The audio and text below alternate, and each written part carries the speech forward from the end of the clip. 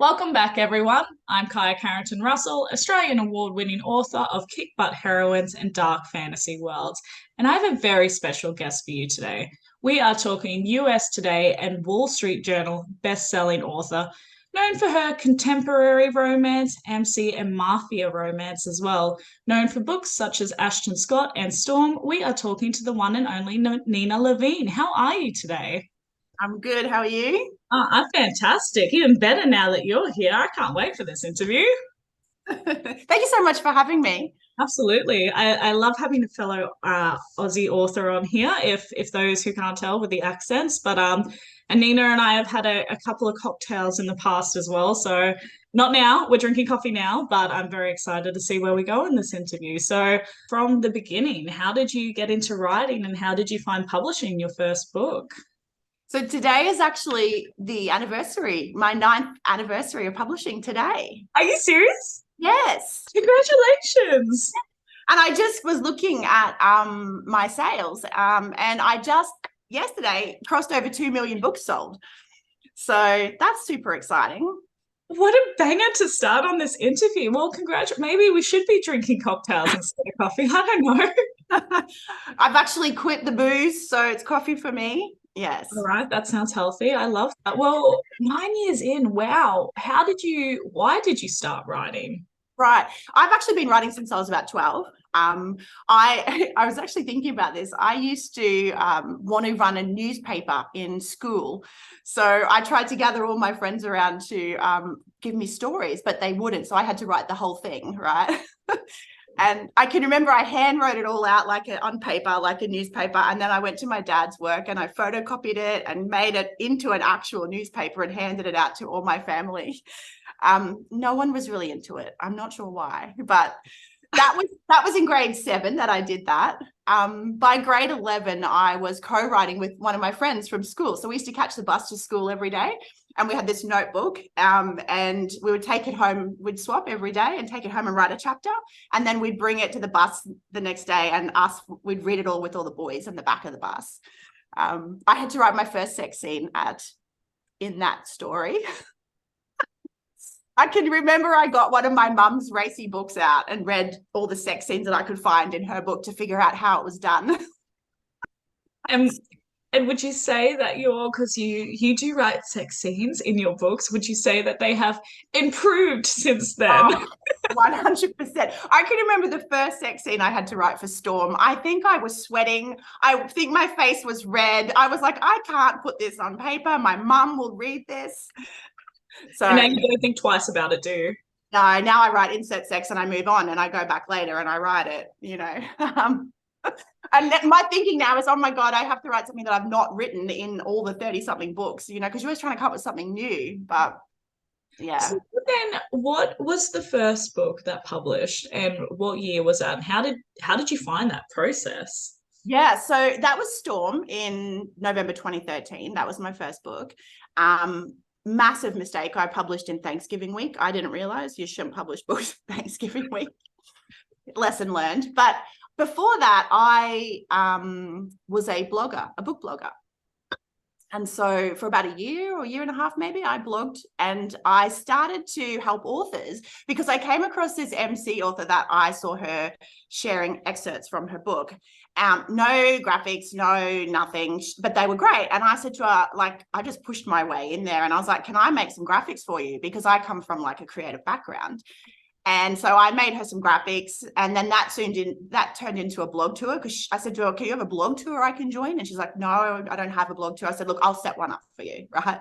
And so then I was doing blog tours for authors. I was making graphics for authors. I was reviewing, I was reading. My whole world was indie, and I loved the community. I remember Friday afternoon, I used to come home from work. I worked in a convenience store. I loved my bosses, but it was the most boring job of life. And only because my brain wanted more, and I would get home and I would be straight onto Facebook to get to the indie community and chatting, what books are you reading this weekend? All the readers, and Goodreads was big for me too. I used to go on Goodreads.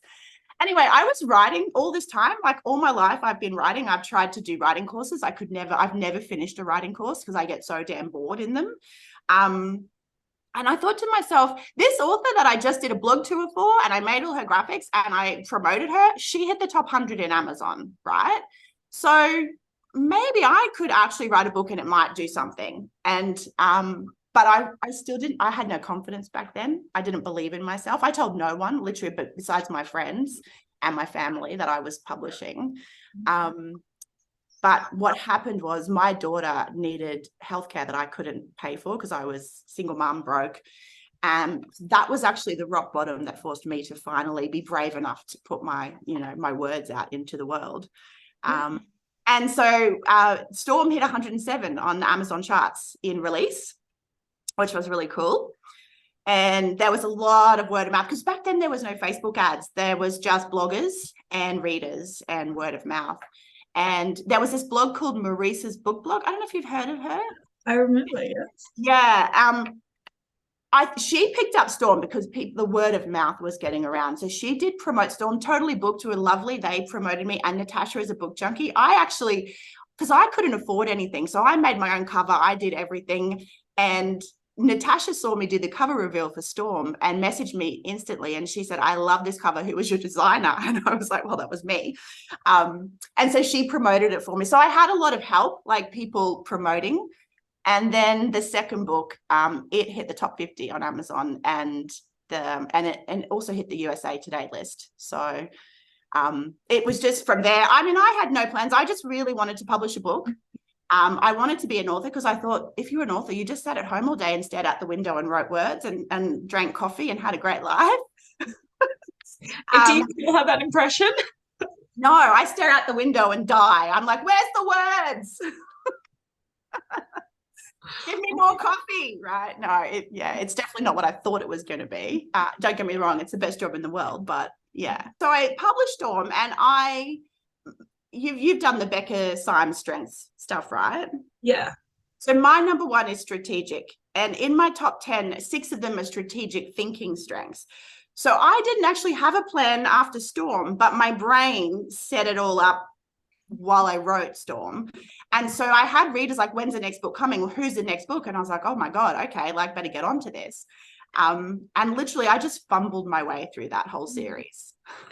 And I think it's always such a learning curve, especially your first one, because you don't really know what you're doing. And from 2013, because I published my first one in 2014, it was a completely different time then to what it is now, especially as to how much we have to market and things like that. And just the industry has changed so much and evolved over time, but still to have that success from book 1 to book 2 so immediately just shows how supported, how incredible your book was to get that kind of word of mouth as well, which I absolutely love.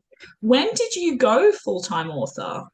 Yeah, so I went full-time. So the second book I released, the first one was November, the second one was February. I wrote a novella, which was a follow-up to the first book because their story needed a bit more. And that's when I went full-time. So I think I went full-time in the May. I am from about the March because I just knew, I could just see like I need to put my time into writing. And I made sure from that second book that I banked the money, right? So that I could afford to quit my job. Being a single mum, like, you've got to sort that shit out. But I think by the May, I was writing full-time. That's incredible. Tell us a little bit about Ashton Scott. That's book 1 in your Escape with the Billionaire series. So I'd love to know where the inspiration came from for that series. I still remember the day I came up with that. I actually I wasn't going to release it. It was just, I was sitting at home. It was a Sunday. It was raining. I was feeling really like I need a change from writing MC. And I really love the idea of billionaire, right? And so I kind of my process is I like to start a Pinterest board of inspiration and I like to start a playlist. So they're the 2 things that I always start with, even when I have no idea what the story is going to be. Because all I knew was he's a billionaire and he's going to be real freaking bossy, right? And I actually wrote a chapter that day. Like I spent the whole day just imagining all the characters, what they look like, what their homes look like and everything. And I wrote the chapter and it was completely different to what it ended up being. But that just got me going. Yeah. And then because I was writing it just for me, of course, my strategic brain is like, this could be something. Why are you just wasting time doing shit for yourself, right? Unfortunately, I'm also high an achiever. So my achiever is also like, we need to work 24/7, honey. Let's get going. Right. But I was like, I can't stop what I'm working on for Storm and write Ashton. So why don't we use it as a newsletter draw card, magnet? So I decided to release a chapter a week via my email, and my readers loved it. They absolutely loved it. And so I would do 3 chapters usually every week. Halfway through there, my mum got sick, and she passed away in that time. So I had to put it on hold. So then I came back to it. So something for authors, like nothing is ever lost. Even when you have to stop stuff in the middle of it, it's not lost. I came back to it, and then I slowly was writing more for it. And then I got kind of really smart in there. I set up like Facebook pixels. So whenever readers would click on the link to read that week's chapter, I would capture their data. So then by the time it finally released in 2018, like thousands and thousands of people had read it. So I wasn't sure how the release would go, because my readers, a lot of my readers had already read it, but a lot of readers won't read week to week. They don't want to do that. Yeah. But it actually was I think I have to double check, but I think it's still probably one of my most successful releases to date.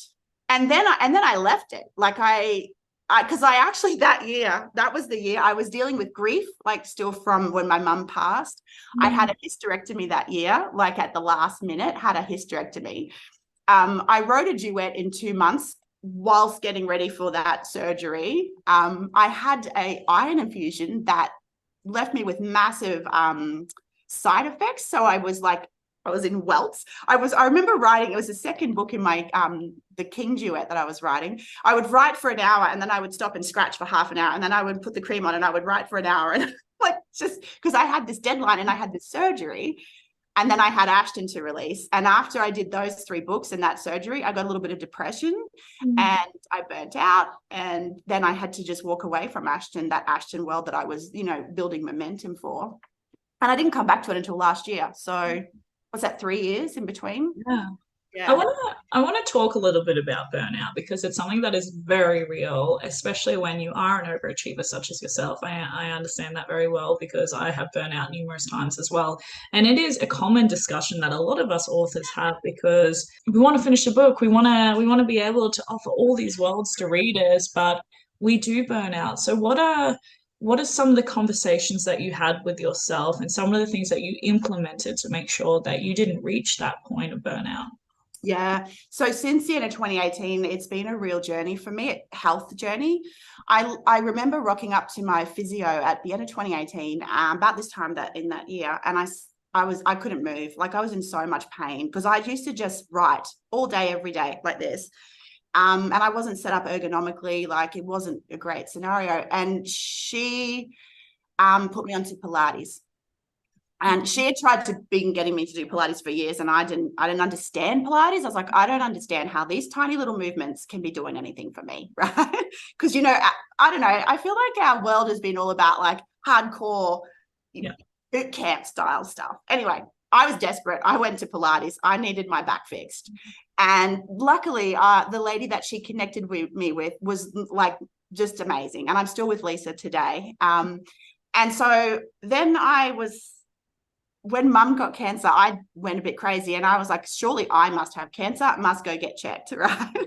So I went through this whole journey, checking for autoimmune stuff and all this stuff. I found out I had sleep apnea. I had super high blood pressure that was untreated. So, and I was really overweight. So I went on this massive weight loss journey, health journey, but finding that balance in the last couple of years since losing weight and learning that I love exercise and actually building a life outside of writing. I hate the word balance, but it's kind of, you got to find that balance, right? But Becca Syme has been amazing. Talking with her about burnout, because I was so scared, like you said, of burning out again.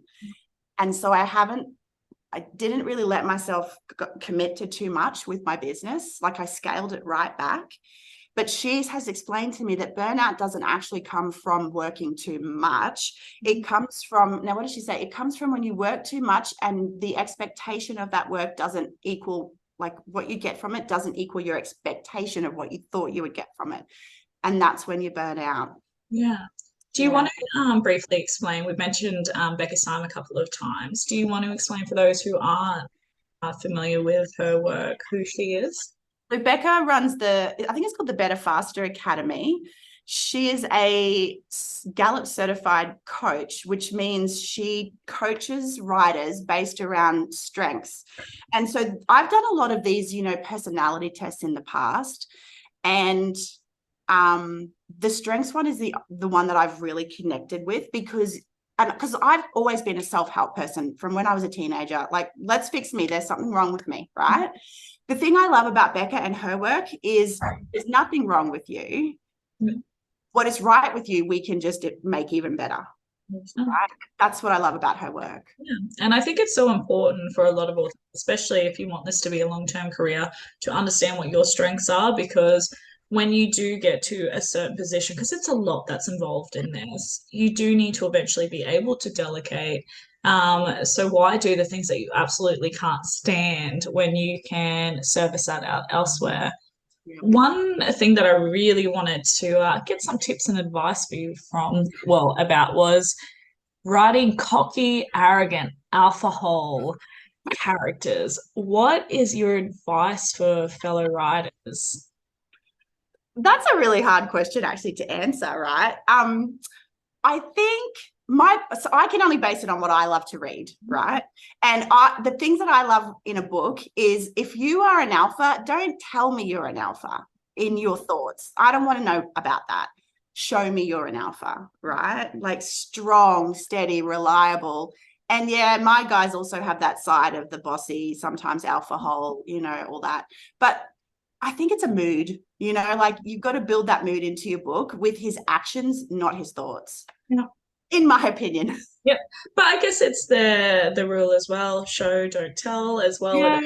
So what are one of the things that a rule for you or an expectation perhaps that your readers have from you when it comes to your romance? Is there a particular thing that they expect, and how do you ensure that you have it in every book?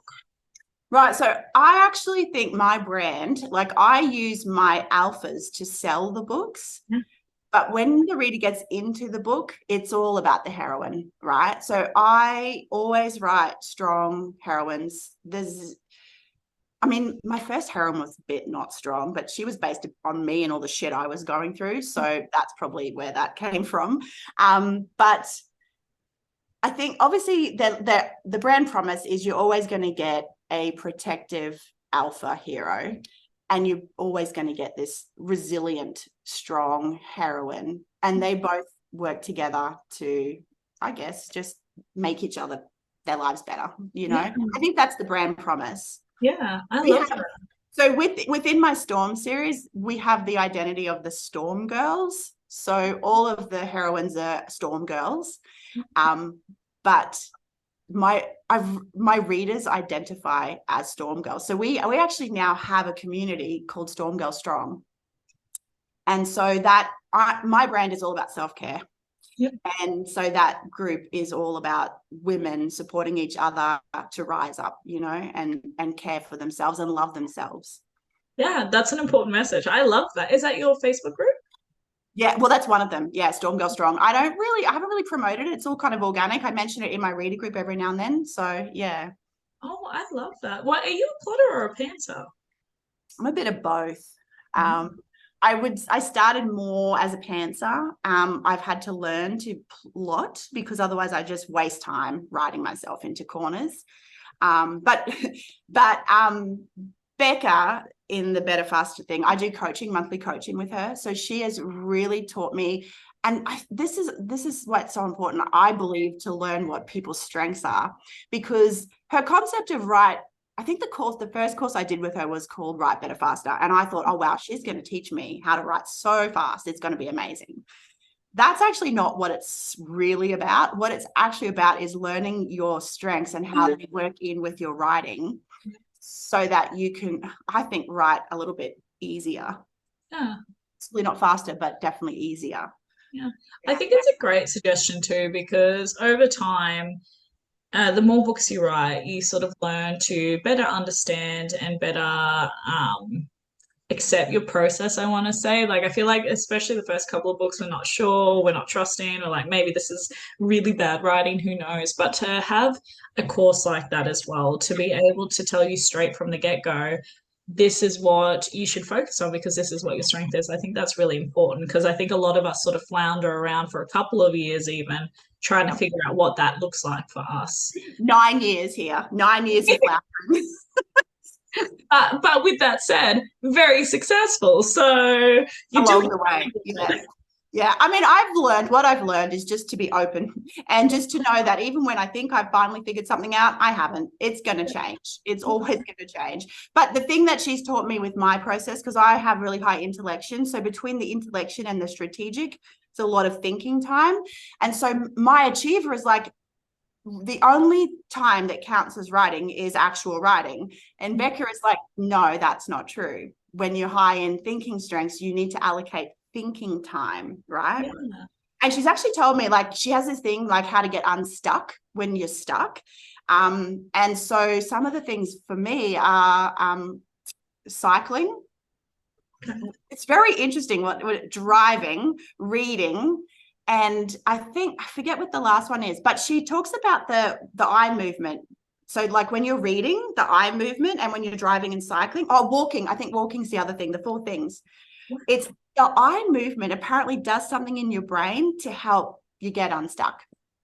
That's very interesting because I find that I walk like my thinking time when I'm like, come on, characters, what's happening before I write for this day? What are we going to talk? And it's when I'm walking. Yeah. Yeah. Interesting. So I used to just sit and try and force words by sitting at my computer or trying to replot or something like that. I've had to learn to step away and go for a walk or, actually just read a book. Weird, but it works. There you go. I love that. You are a USA Today and Wall Street Journal bestselling author, which is amazing. So congratulations. Where were you when you found out you were on those charts? And most importantly, how did you celebrate? So funny story. I was actually, it was after Fierce hit. And the way I used to celebrate my releases, because I didn't have much money until I got, it takes Amazon all that time to pay you. I remember I hit publish on Fierce.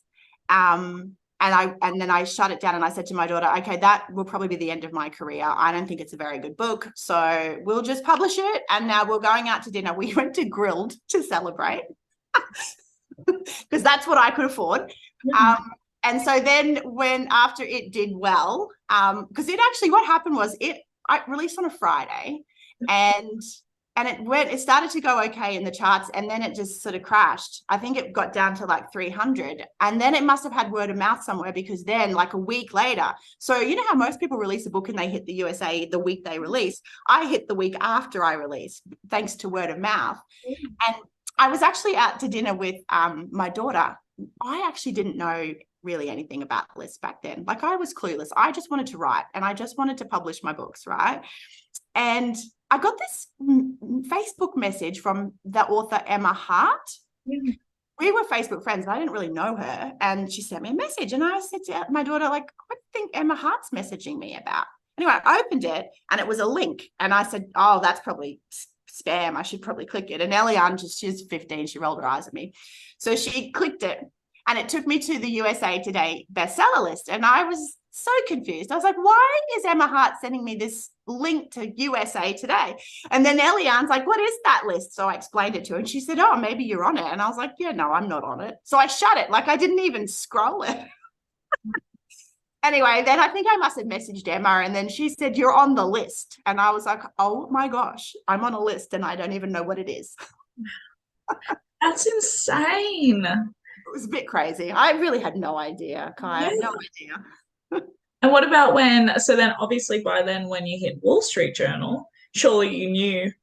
Yeah, that was with an anthology that I hit that list. That was an MC anthology that was run by Ryan Michelle and Chelsea Cameron, I think. And it was such an amazing thing. I've been really lucky to be in some anthologies with beautiful women, right? Supporting each other. Like there was, I think maybe like 20 authors or 50, like there's a lot of authors in that anthology. And there was not 1 minute of drama, like no drama. And yeah, so we hit that list. And I mean, I was just so proud of the fact we did it together, you know, without issue. We're going to talk a bit about a tricky beast here, social media. Oh, yeah. How do you go with social media? Because there's such a massive part of a lot of authors these days, and you are on most platforms as well. So, what are some of the things that you have found work for you and you try to do consistently? So I built my career on social media. I'm so grateful to it. I would say the biggest thing for me is connecting with readers on a sort of more personal level has been what worked really well for me. When I released Storm, I couldn't afford giveaways because giveaways was the big thing. Back then, they used to do Facebook page takeovers. Were you around when that was a thing? Yes, and it was you know what, I had so much success during those periods as well. So I remember I missed them. There was so much fun. Yeah, they were fun, right? And so because we had so many bloggers on our list, because my assistant and I have run our lists from day one. I don't outsource any of that. And so many beautiful bloggers invited me onto their page. And so I used to spend my weekends promoting Storm, doing takeovers. And because I couldn't afford to give out, it used to be Amazon gift vouchers. That was always the prize. I couldn't afford that. So I just said, the winners will get copies of my book, right? I must have given away hundreds and hundreds of these copies of Storm. And to this day, so many of those readers that got those free copies are still with me to this day. But I think it's because I took the time to connect with them. Like if they would comment on something, I would, you know, try and remember them. And I would then go back and ask them about their family or their operation or whatever it was that they told me. It's really hard to do. Like I don't have a lot of time these days to do that because I focus a lot now on self-care. So, you know, but balancing that, I think, I remember there's a company called The Entourage in Australia who teach entrepreneurs about business. And I signed up with them for 2 years in my early days. And one of the key advice that the guy gave was when you're starting out, focus on one. Like pick the one that you think will really work for your audience and focus on it. Because otherwise it's just so much noise, like trying to be everywhere to everyone. And because, you know, the audience is different on each one. Yeah. Like TikTok, I begrudgingly went across to TikTok. I actually I don't hate TikTok as a consumer, but I don't spend any time on it because I can see the waste of time, right? There's too much other things I want to do with my life than scroll TikTok. I do scroll it because I'm trying to, you know, build that algorithm. And I have had success on TikTok. I haven't had viral success or anything like that, but I've definitely sold a lot of books thanks to TikTok. But I acknowledge at the same time that my reader base isn't isn't fully TikTok. Do you know, there's my cat. Yeah. So I probably won't dedicate as much time to TikTok as, you know, people that write more angsty or forbidden or darker or, you know, that type of stuff that I think does quite well on TikTok. I'm not sure in all of that if I've given you any advice or answered your question. Yeah, 100% you have. Yeah, I think using it to build relationships, I think. Yeah, 100%. And I think a lot of people can get swept away too by focusing on the amount of likes and by the amount of views. And then, as you said, it is forgetting that the reason why you're on there in the first place is to connect, to build a relationship with a reader where they feel like that they can trust you and then invest in your product, which is your book. So I think you've nailed it on the head that it is building that relationship instead of focusing on the amount of views and likes. I think that's a really important take. Yeah. What would you say the most surprising thing you found in the industry has been? The relationships that I've built, the friendships I've built with the readers. I never saw that coming, you know. Like there's one reader that I have, Di. We first met in York. in the UK. I went to in 2015, did a signing in New York, and she was actually one of my readers, and she was on I had like a Team Levine, street team type thing. And I gathered, because the UK readers are freaking amazing. I adore the UK readers, right? And so I gathered all the UK readers who were at that signing in York who wanted to come, and I took them to breakfast as a thank you for being on Team Levine.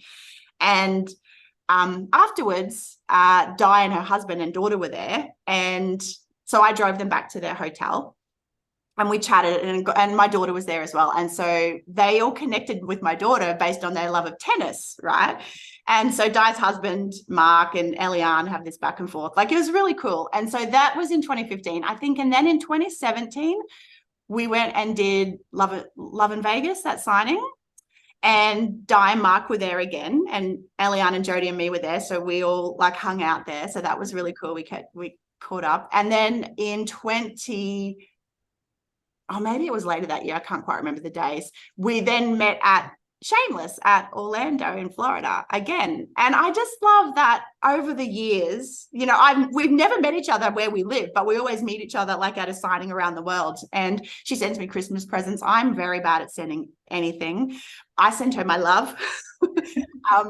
But we check in with each other, and I think it's the friendships. I didn't expect that, and it's just a beautiful thing. Yeah, and I can agree to that, because the same thing, I have had people who have been readers early on in the years, and they've stuck by me through the same exactly that. When you go to sign in someone, you go to the other side of the world, you have a friend there, and you would have never had that relationship or friendship if it weren't for being brave enough to publish that book. That's kind of love how rewarding and full circle that is in a way. Yes. What are your 3 top must-dos every time you're about to release a book? Marketing. What are your 3 top things you must do? This has definitely changed over the years. I used to be hardcore with my strategies.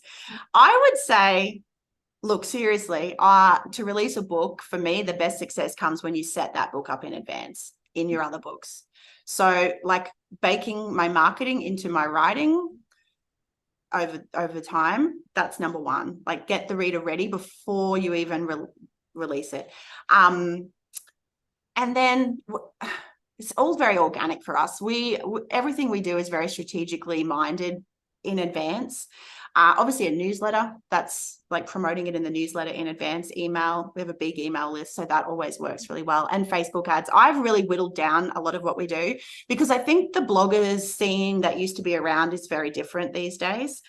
And I know a lot of authors now use the influencers on BookTok and Bookstagram, and I kind of missed that boat. I didn't really do that, because by that point I was all about self-care, and I've got no time to be, I think 2023, we're going to try and build that influencer group, because I can really see the benefit in that. But we have a review team. So I would say, number 1, set the book up in advance. Number 2, get your review team ready and prepped. And number 3 is, for me, the email, and then that Facebook and Amazon ads. What would you say has been your greatest challenge and your greatest accomplishment in your author career so far? I think the greatest challenge for me was possibly last year. My MCs, because I've got 3 MC series, so that's like nearly 30 books, I think. And so I noticed last year, and maybe even, what was last year, 21? Maybe even in 2020, the sales were starting to be very different to what they'd been for a long time. And of course, I don't know what all authors are like, but when my sales dip, my brain is like, it's something you're doing, right? Yeah. I never think it's the market. I always blame myself. So I'm on a mad scramble to fix whatever I'm doing. And I went to the RAM conference last year, and I got a one-on-one with Nina Grinstead, and talking with her was like life-changing for me, because I just like randomly said, can you look at all, because she said she'll advise you for 1 hour in whatever you want, right? And I said, can you just look at my product pages on Amazon? Do you think I need new covers? Do you think I need new, like, I was like, what do you think? Fix me, tell me how to fix it. Anyway, she just said, oh yeah, MC romance has really died. And I was like, what? I thought it was me, right? I didn't realize it was across the board. So like MC sales are still strong, but they're definitely not what they used to be. And so I then had to decide, am I going to finally follow through on the billionaire world that I've wanted to write in for a long time? But I was always a little hesitant and fearful that my readers wouldn't come with me. So then where will that leave me, right? So making that change, like that felt like a very brave step, like a very hard step. And it was actually the best thing I've ever done, because the billionaire genre is so consistent. Like my sales were always consistent in MC, but I had to be constantly advertising, promoting. There was a lot of work involved to keep those steady sales. I find contemporary romance, particularly the billionaires, far easier to have steady sales. So that was probably my greatest challenge. Like, it's not reinventing, but it was a change. It was a pivot, like a very big pivot. My greatest accomplishment, I don't really know. I'm not good at that type of thing, thinking about that. I kind of just like, yep, that happened, next, like keep going. I'm trying really hard to be better at acknowledging accomplishments, because I think that's important. Like you said before, how do you celebrate? I used to, for a while, I would go and buy myself a piece of jewelry in the beginning. And it's not, I mean, I love jewelry, but I think I was just buying it because I felt I had to do something. These days, how I celebrate is I try and do a girls' weekend with my best friend away. Yeah. That's a great celebration. Yeah. And I actually just recently booked 9 nights at the Gold Coast in December, the week before Christmas. I mean, over the last 9 years, we've done a lot of trips overseas for book signings, and then we tack on like a few days or a week with like sightseeing. It's always very hectic. I'm always carting books and swag, and it's heavy, and I get really agitated. So it's not a holiday. This is actually my first holiday in 9 years. Like, that's a bit crazy, isn't it? People should take more holidays. So I'm just going to put a disclaimer out there too. Gold Coast is where I live, so Yes. I'll be seeing you for breakfast or for Yeah, something. sounds We'll good. do parties together. We'll do something healthy-ish. Yes. What is one golden piece of advice you would offer authors who are listening right now? I would say know your why and connect with it regularly. And also, don't listen when they tell you should work your business this way, because, you know, the strengths, it always comes back to the strengths for me. Like, that's my big advice. Go and learn your strengths. Yep. Go and figure that out, because that changes everything. I will put a link below as well with that, because I do think it's a fantastic course, so we'll drop that in as well.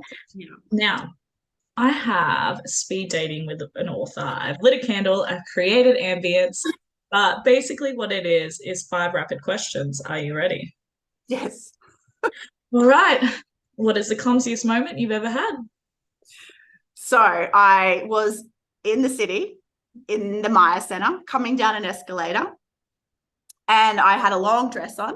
And as I got to the bottom of the escalator, the dress got caught in. Have you ever had that happen? Have that happening? There's nothing more traumatizing. Right. So my brain wasn't really with it. I was thinking, oh my gosh, what's happening here? Right. As it's going down, the dress is going further down. I stepped off it, and thank God this man came up to me. He reaches down and he ripped my dress out of the escalator. Like, and all I could think was, he just ripped a hole in my dress, right?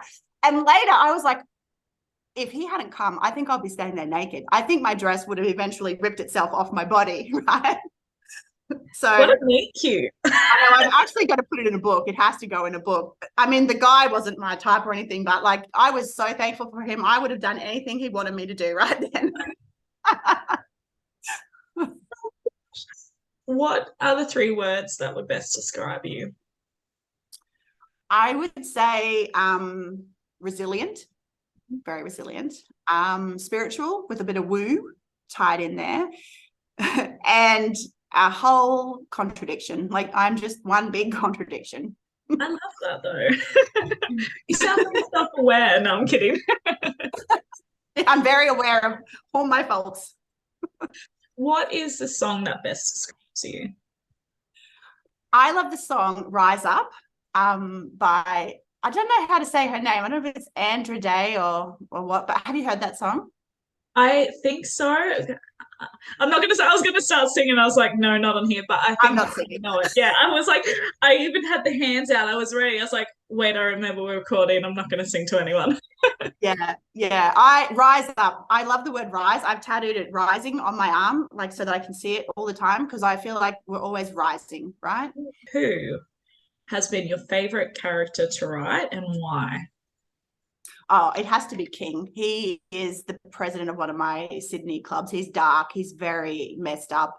And I think the reason that I love writing him is he's like the complete opposite to me. So when I'm writing, I don't have to think about what he's going to say or do because it's just going to be whatever the opposite of what I would say or do generally would be. And I think I love writing him because I can make him do anything. People expect him to do anything. He's just a bit psychotic. So he's just fun to write. Yeah. I love characters like that. It usually is the dark and twisted ones. You're like, ha ha ha. You can do anything, right? People expect it. If they're not doing messed up things, that's when people are like, what's happening? Where is he? 100%. What is a unique talent or skill set that you have that not a lot of people know about? I feel like nothing, but if you push me, I might say I love mixed media art. So I love making art. Yeah, creative. I love it. What a surprise, creative. Which is crazy because I've always not thought of myself as creative. Yet I owned a scrapbooking store and now I'm an author. So yeah, creative. I have had so much fun today. What do we need to be on the lookout for? What's coming out and where do we find you? So my next book is out in December. It's called Accidentally Scandalously Yours. And it's first book in a new billionaire series, 5 Billionaire Brothers. Yes. And you can find me at I can't even say it, ninalevinebooks.com. Or else I'm on Facebook. I am on Instagram and TikTok, but I spend more time on Facebook. Yeah. Well, I'm so excited. And also the cover for Accidentally Scandalously Yours. I love that cover. It's stunning. So I can't wait to read it. And yeah, thank you so much for coming on today. And who knows, maybe we'll get you on next year and see where you're at. Thank you so much. That's all right. All right. Bye, guys. Bye.